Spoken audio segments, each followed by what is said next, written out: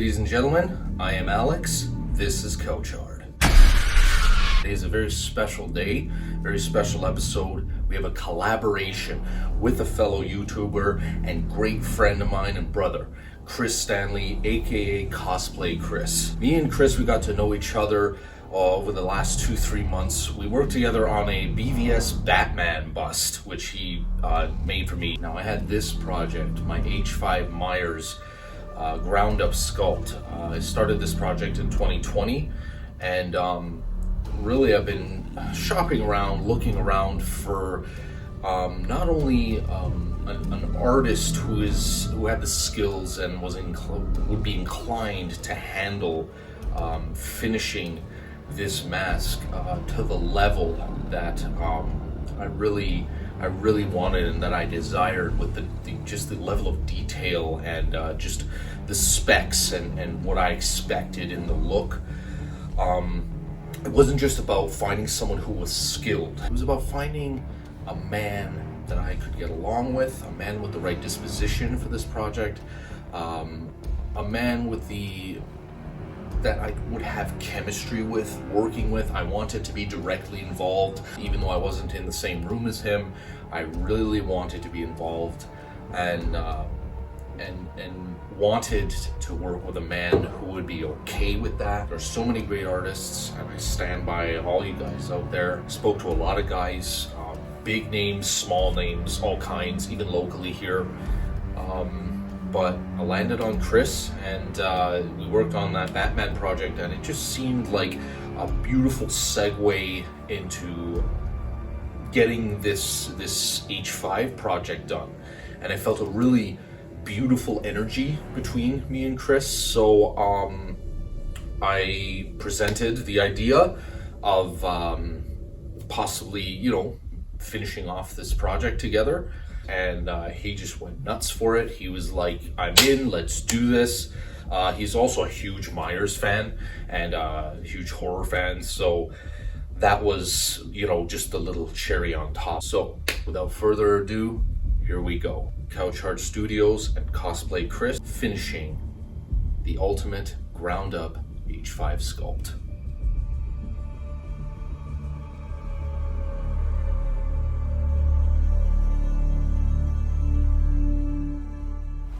What's happening, my fellow geeks and geekheads? Welcome to a brand new and very special episode of Cosplay Chris. Today, it is a collaboration for the ages. Today, I'm going to be talking about and showing you guys the H5 Hero Replica bust / mask that my good friend Alex Orlandi had sculpted from the base up. We have then had it 3D scanned, 3D printed, and I've done the finishing work, and today is showing you guys that exact process. This is something that has been a long time in the making, especially for Alex. Alex is a hardcore H5 fan. He's a hardcore H5 Hero Mask fan. Now, Alex and I have been friends for a good couple of months. I actually did a Batfleck bust recently for Alex.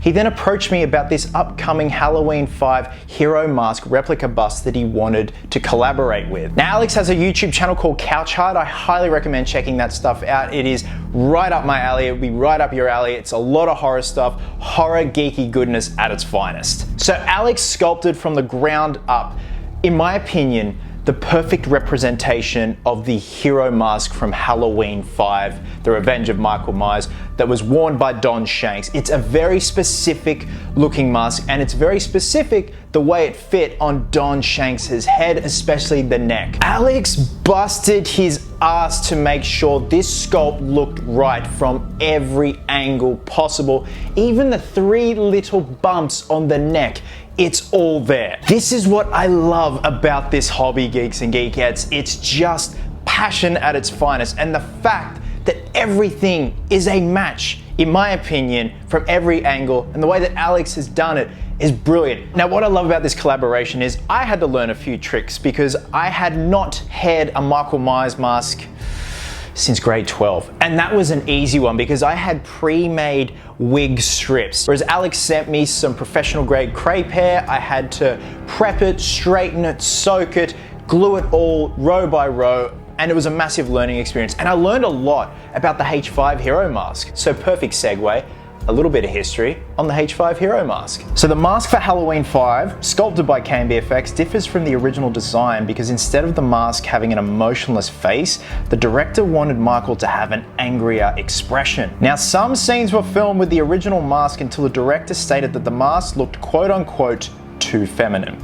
Now, in order to fix this, KMB sculpted a nose and lip appliance, and as far as we know, the lip appliance was only added to the stunt mask. Now, at one point during filming, Donald Pleasance hit Don Shanks in the face and broke his nose, and many originally thought that that nose appliance was added to give Don Shanks extra room for his broken nose. But this was proven to be incorrect when the nose appliance rotted off the primary hero mask and there was still a nose underneath. Now, the base sculpt itself was based off a live cast of Greg Nicotero. And like I said, it does have a very distinct look. It has that big bowing out neck when it's resting on Don Shanks' head. Now, in terms of the whereabouts of the hero mask today, the primary hero was formerly in Mustafa Akkad's office, but was rapidly deteriorating in its last known image. And the nose appliance had rotted and fallen off, the neck was crumbling, so evidence suggests otherwise. It can be assumed that the mask is no longer around. The second hero mask is owned by actor Don Shanks. Don kept the mask immediately after filming and took it to many conventions over the years, but unfortunately Shanks would leave the mask on the table unattended during conventions, and when he'd walk away, people would go up, grab the mask, touch it, which rapidly accelerated its deterioration process. Now, the mask was restored by Tom Spinner and his crew of Spinner Designs and did a wonderful job. Look, they did the best with what they could because that mask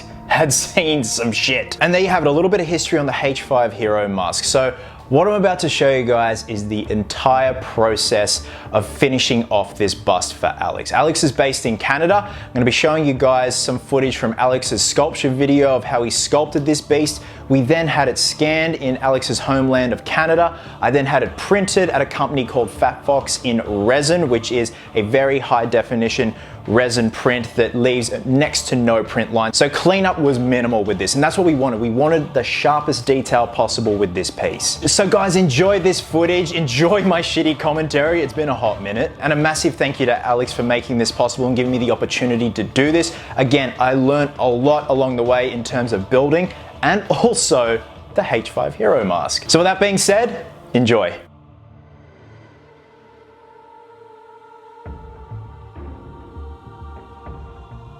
Oh, it is time for some shitty commentary, geeks and geekettes. So as we can see right here, this is footage of Alex beginning his journey with sculpting his high-end representation of the Part 5 hero mask from Halloween 5, The Revenge of Michael Myers. And I gotta give it to him, the patience that is needed just to build up the foundation of something like this, a mask that is represented to appear on the actor's head and not just sitting there on a mask stand. It takes a lot of work because there are so many different angles you have to get right because the mask shifts, it changes quote unquote shape. Much like in the vein of the Halloween 1/Halloween 2 mask, how that changed from Nick Castle's head to Dick Warlock's head. When it was resting on Don Shanks' head, that neck just billowed out so much, and that is exactly what Alex was trying to replicate and did end up replicating. And as you can see here in this footage, and I'll link down in the description the original video to this because it is a great watch and Alex gives some great overall commentary on it and just his journey with sculpting this, because it's one of those things where you're not really entirely finished until you're finished, if that makes sense. Like, there have been times on projects I've just had to go back and forth numerous times, and that's exactly what Alex did, especially when it came to the nose from memory and the eyes. You know, resculpting them back and then trying again to get that form right. And especially with that neck, the way the neck rests on his sculpt and looks, it feels like old school latex. And as we can see here, this is Alex's finished sculpt, and he's doing the lighting tests, and I do the lighting test with our finished bust at the end of this video because his sculpt picks up so many beautiful details. Like I mentioned, the 3 bumps on the neck, as you see right there, it's ridiculous because the Screen U5ED Hero mask has that. Alex went ahead and did that. That's just, there is fandom and there is passion projects, and then there is this, and that's why I wanted to be involved and work and collaborate with Alex on this, because obviously it's bringing something home for a fan, but also it's testing me and I'm learning new skills. So what we're about to see now is the original 3D render after having this piece scanned. Alex had it scanned in his homeland of Canada, and we had a few options in terms of the resolution, but obviously we wanted the highest resolution. Now here's the original 3D print that came from FactFox. This was 3D printed in resin, in a high definition resin, and cleanup is next to none. I've been using these guys on and off for about a year and a half now. Brilliant work, affordable, and again, cleanup is next to nothing. So I'm just dremeling out the eyes now, and it's just a base dremel for now, and then I went in with a set of files to file away the inside because we need the mesh and stocking lining to sit flush against the eyes without any bulk. And it was very touch and go because filing out the eyes can shift the overall shape of the eye, and you don't want to lose that. You don't want to lose that from the original sculpt. Now I did do the hairline in pencil and then went in with an engraver on my Dremel and very lightly engraved the hairline. Now I'm just using a flat grey primer from Rust-Oleum just for something to bite onto the resin before we start painting. The painting was very simple. I used a titanium white from Liquitex, you can see right there, and this stuff really sticks. No mixing of anything else, obviously, because it's not a latex mask, but just dabbing it on with a chip brush to give that uneven paintwork, I guess you could say, that the hero has. It kind of has this texture where the shades under it are bleeding through, and that's what we were trying to achieve. And for a base coat without any weathering, I was very happy with that.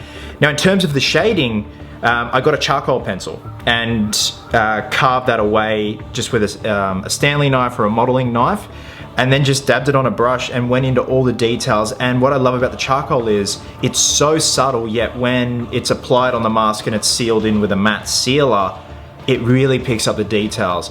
Now the lips were very touch and go because the lips seem to shift a lot with this mask, or the hero mask for that matter, and throughout the film. And Alex had a certain look that he wanted with the way that the lips were represented.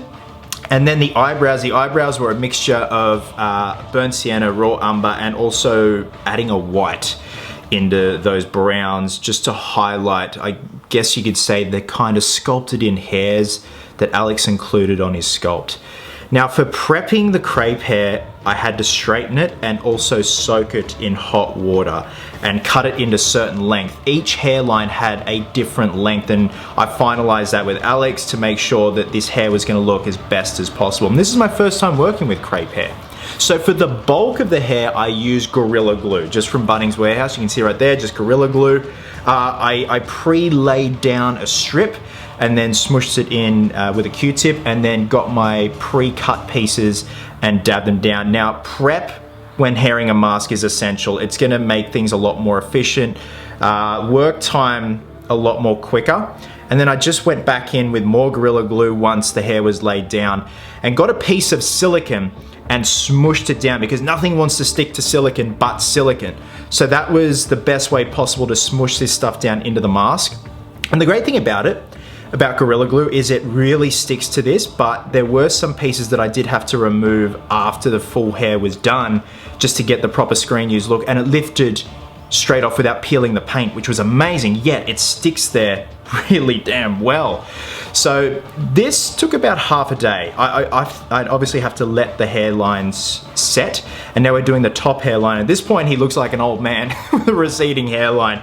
But I pre-drew out all the hairlines, had them approved by Alex, and he drew them onto pictures that I'd send him, you know, in Photoshop. Here, this is how the hairline should look, here's how the different hair lengths should be, and working my way up to the initial hairline, in which we used spirit gum, because I asked Alex, what did they use to glue the hair down on the Screen Use mask? And he said they used, I think it's tacky glue or spirit gum. And we don't have tacky glue here in Australia, so I opted for spirit gum. And the great thing about spirit gum is it gives you time to work. It gives you time to move stuff around, because the Screen Used H5 Hero mask has a very distinct hairline where it's quite choppy and chunky. I guess that's the best way to describe it. It really doesn't have an an organic look to it. It kind of just chops and has spaces in it and stuff like that, especially on the sides of the hairline. That's why I loved using the spirit gum. And also, using the spirit gum, it gives you that kind of yellow tinge to it that a lot of the Screen U masks have, and that the H5 Hero mask has. Like at the beginning of this video, the footage of Don Shanks's mask, it has that yellow kind of adhesive tinge to the hairline, which is great. So I made sure to really take my time with the hairline, and I kind of had to work myself up to do it, because even though it's not really one shot, you still don't want to muck anything up, especially when you're trying to help bring something home that's a passion project for someone. And I was really happy with how the hairline turned out. Really damn happy. And I was, the overall hair, really happy with, because I haven't haired a mask in God knows how long. Like, I was in grade 12 the last time I haired a mask, and that was with a cheap, disgusting wig with pre-done hairlines. And then the final result was just brilliant to style. We just used a VO5 hairstyle, and the H5 Hero mask has a very distinct hairstyle. It's kind of punk rocky, mullety, just dreads almost. It's bordering on dreads, and that's what I'm doing there. I'm trying to chunk these pieces together and like whisk them away so they're kind of spiking out and everything, and it's quite a head of hair, I must say.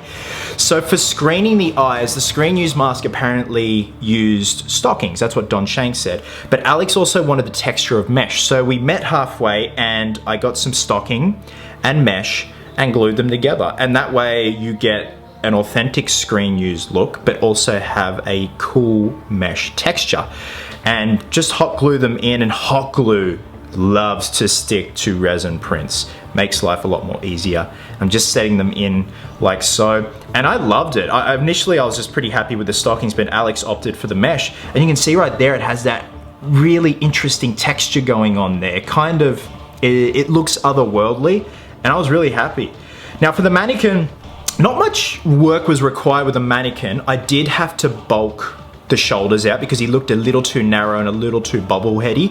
So I just got some foam and expanded the shoulders a bit, and we had to chop and change him a bit just with an angle grinder, just to get rid of some excess and just not really necessary.